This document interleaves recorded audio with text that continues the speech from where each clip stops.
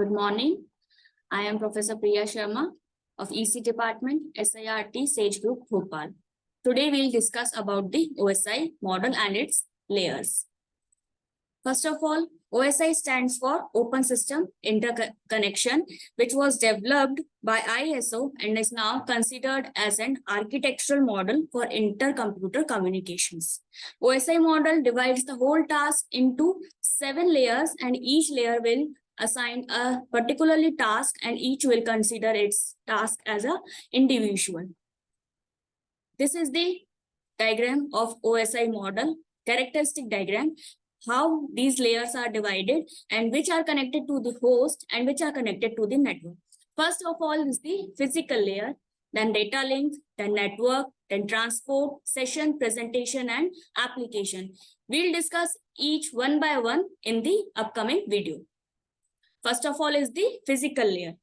It is the lowest layer of the OSI model, whose main function is to transmit the individual bits from one node to the another node.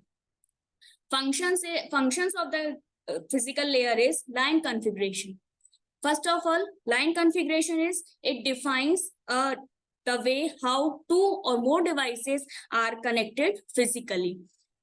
The function of a physical layer basically is to establish, maintain, and deactivates the physical connection once the data conversion or the conversation is over.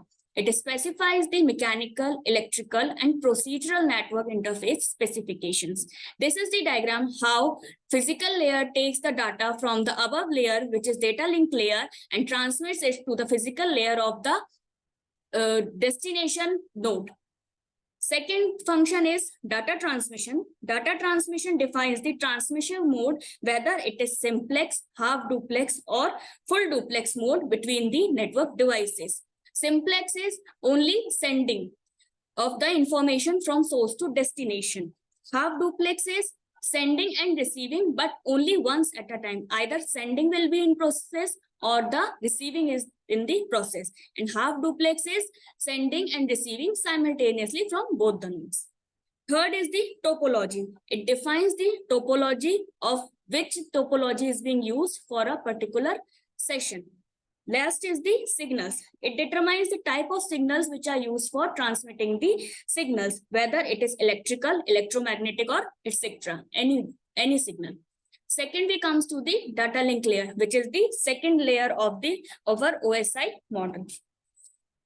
Its main function is to transfer the data error-free. That means the data frames which are being generated by the physical layer or the upper layer is error-free transmission. It is a hop-to-hop connectivity, that is from one router, sender router, to the receiver router.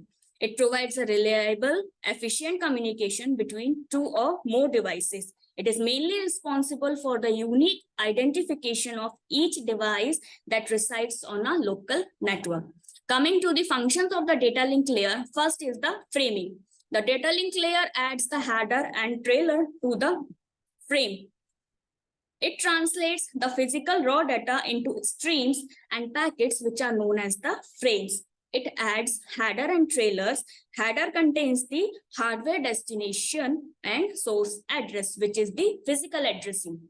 Flow control. Flow control is a constant data rate is maintained on both sides of the communication so that the data doesn't get corrupted. It ensures that the transmitting station, such as a server with higher processing speed, does not exceed the receiver station with lower processing speed.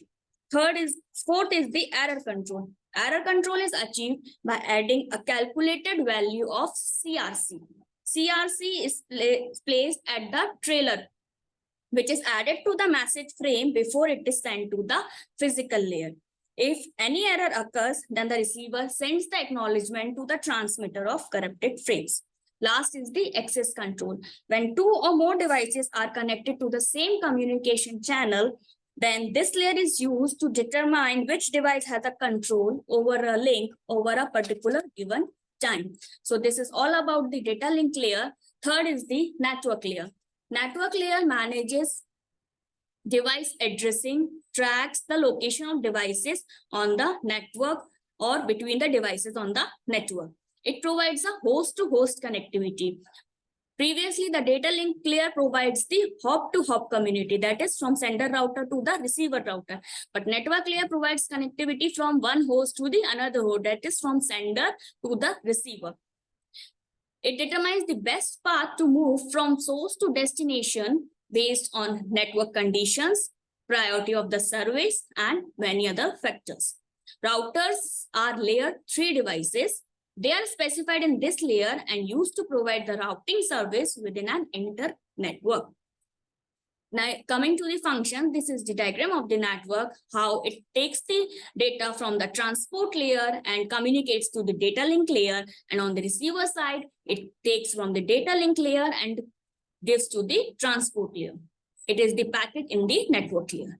Coming to the functions of the network, first is the internetworking. It provides a logical connection between different devices. Second is addressing.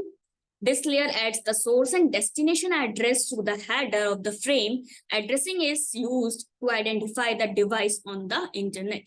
Third is the routing. It determines the best optimal path out of the multiple paths from the source to the destination. Packetizing is also done in this, in which it converts the whole data into small packets. Next, coming to the transport layer, fourth layer. The main function of the transport layer is that it converts them into smaller units known as the segments. This layer can be termed as end-to-end layer. This layer ensures that messages are transmitted in the order in which they are sent and no duplication of data is there. The main responsibility is to transfer the data completely. It receives from the upper layer and converts into segments. This layer is termed as end-to-end as it provides a point-to-point connection between source and destination to deliver the data reliably. Here in this layer, we use two protocols. First is transmission control protocol and the second is the user datagram protocol. Transmission control protocol is the TCP protocol. It is a standard protocol that allows the systems to communicate over the internet, establishes and maintains a connection between the hosts. When the data is sent over TCP connection, then the TCP protocol provides the data into smaller units known as the segments. Each segment travels over the internet using multiple routes and they arrive in different orders at the destination. The TCP reorders the packets in a correct order according to the address added in the header of the file and sends an acknowledgement to the sender that correct data has been received. If anyone is corrupted, then acknowledgement is not sent and the sender knows that the data has been corrupted.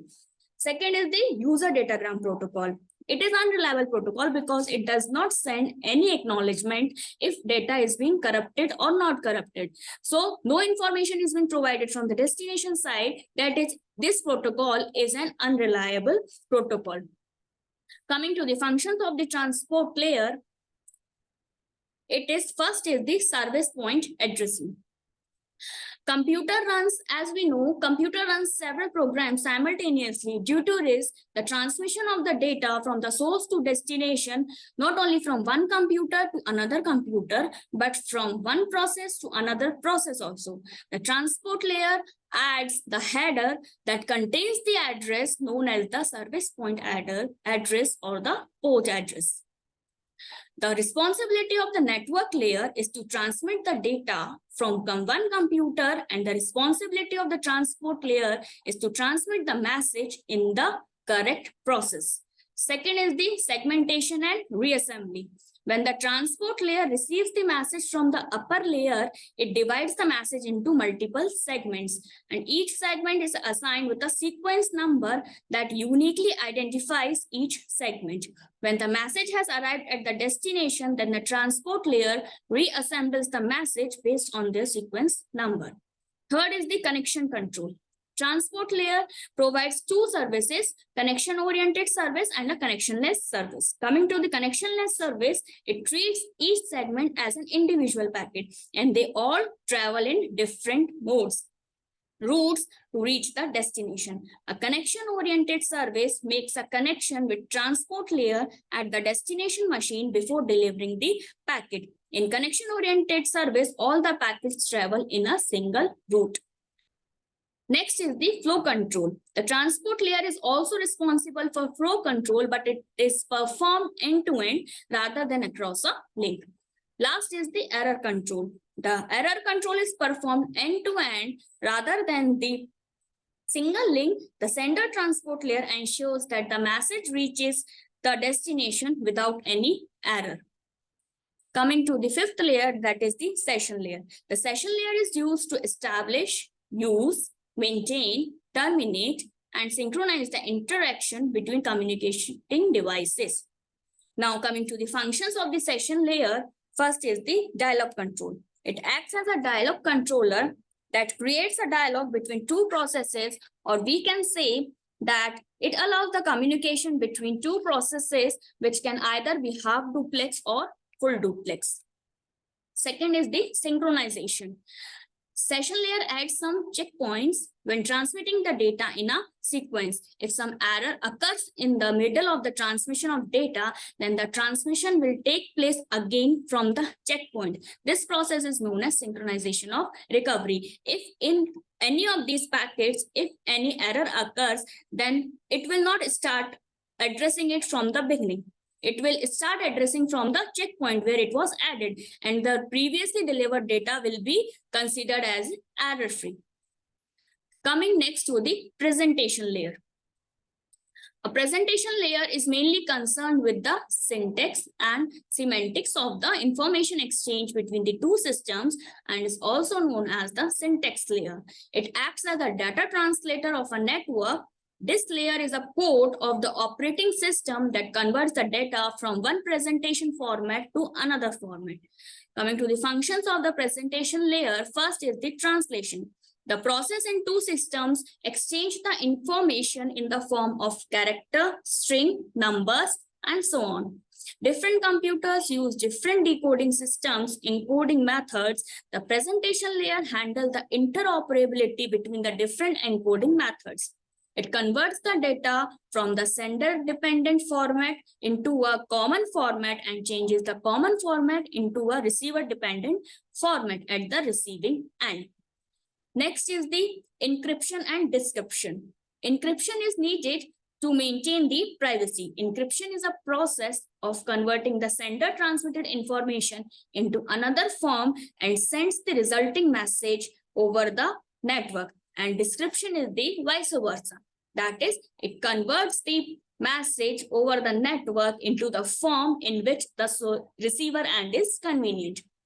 Last is the compression. Data compression is a process of compressing the data. That is, it reduces the number of bits to be transmitted. Data transmission is very important in multimedia such as text, audio, video, etc. Coming to the last layer of this OSI model is the application layer. An application layer serves as a window for the users and application processes to access network services. It handles issues such as network transparency, resource allocation, etc. This layer provides the network services to the end users. Coming to the functions of the application layer, first is FTAM, File Transfer, Access and Management. An application layer allows a user to access the files in a remote computer, to retrieve the files from a computer, and to manage the files in a remote compute. Second is the mail services. An application layer provides the facility for email forwarding and storage. This is how we can summarize all the 7 layers of a OSI model. First is application layer, which is from the host, that is which we are getting. This is the layer which provides the service to the user. From this application, we get the access to all the 7 layers. Presentation layer is responsible for compression mainly, encryption, description, and translation. Third, session is used to manage and terminate the sessions. That means when the communication process is on, it makes a connection, and when the communication is over, it terminates the connection. Fourth is the transport layer. It provides reliable message delivery from process to process. That means from one end to another end. Network layer, it is responsible for moving the packets from the source to destination. Then data link layer, it is used for error-free transmission of the data frames which is being created by the network layer. Last is the physical layer. It provides the physical medium, whether it is singlex, half duplex, or it is to be whether which type of signal is being used. These are, or the topology which is being used in the communication process, these are being decided by the physical layer. I hope so, students, that you get the point of the OSI model, which is as simple but theoretical, but it is not as difficult. It is easy to understand. If you correlate it with examples, it will be much easier for you to understand. Thank you. Sej Anandam.